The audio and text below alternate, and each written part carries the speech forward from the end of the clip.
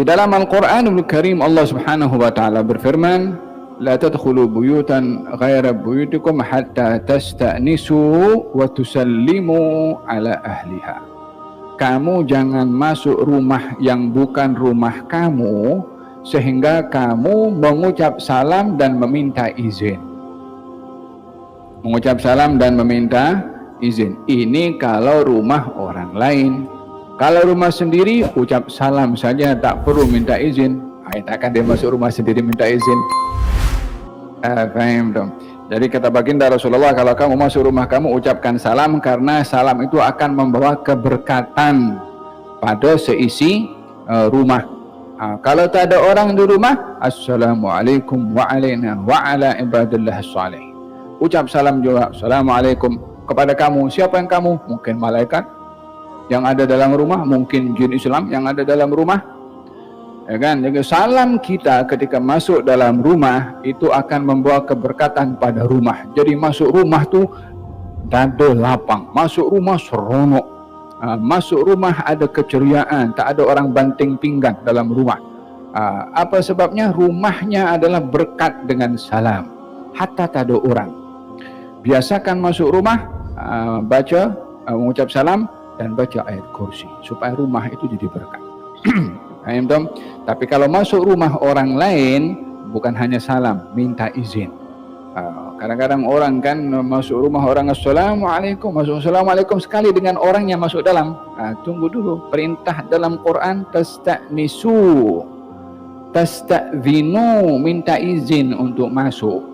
Salamnya satu hal, minta izin pun. Kata baginda Rasulullah SAW, ketika ada orang datang ke rumah Nabi, ucap salam dan terus masuk. Kata Nabi, mari sini, mari sini. Diajarkan oleh Nabi SAW, kalau kamu datang rumah orang lain, ucapkan salam. Adkhul, boleh saya masuk? Macam tu.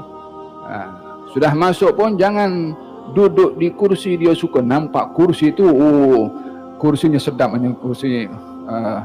kursi sultan ini.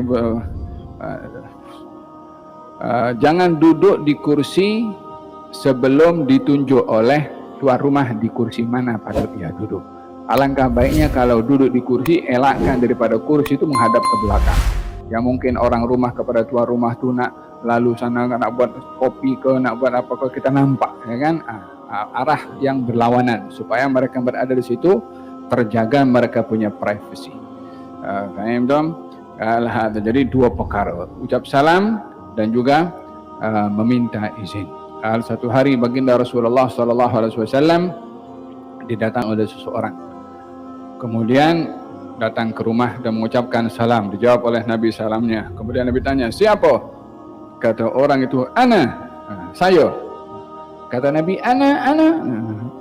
Tanya, ana itu siapa? Semua orang datang itu, kalau siapa? Saya itu siapa? Memperkenalkan diri itu bukan dengan kalimat saya, karena semua orang yang datang kalau ucap saya tetap tak dikenali juga saya itu siapa. Maka Nabi tak suka kepada orang yang menjawab dengan hanya kalimat saya, tapi hendaklah menjawab dengan lengkap, fulan bin fulan. Di dalam adab bertamu juga, kalau datang ke rumah orang, tak boleh mengintai, baik itu daripada cerminnya atau daripada lubang kunci, untuk mengetahui ada orang atau tidak dalam rumah. Faham dong? Dan kalau ketuk pintu rumah orang mengucapkan salam, janganlah berdiri di hadapan pintu yang kalau orang itu buka pintu kita boleh nampak dalam. Mungkin di sana belum siap lagi nak prepare, kan? Kata baginda Rasulullah SAW, imma hakada wa imma hakada. Yani kalau kamu datang rumah orang, posisi kamu imma, yani menghadap ke sana atau menghadap ke sini. Pintu disitulah. Jangan menghadap ke pintu supaya tak nampak keadaan dalam rumah.